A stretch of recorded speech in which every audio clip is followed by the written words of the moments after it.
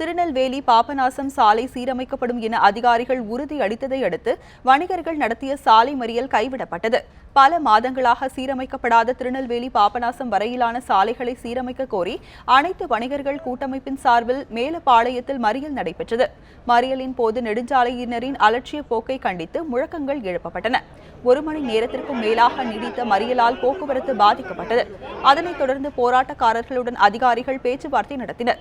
வரும் 30ஆம் தேதிக்குள் சாலை சீரமைக்கப்படும் என எழுத்துப்பூர்வமாக தெரிவித்ததை தொடர்ந்து போராட்டம் கைவிடப்பட்டது. போக்குவரத்துக்கும் பொதுமக்களுக்கும் பல இடையூறாகி பல விபத்துக்களை ஏற்படுத்திட்டு இருக்கு. பள்ளி மாணவர்கள் கரெக்டான நேரத்தில் ஸ்கூலுக்கு போக முடியலை.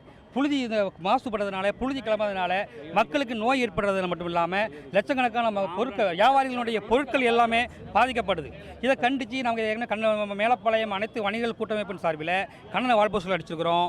கலெக்டரேட்டை போய் மனுக்கள் கொடுத்துருக்குறோம். அதே மீறி எந்த ஆக்ஷனும்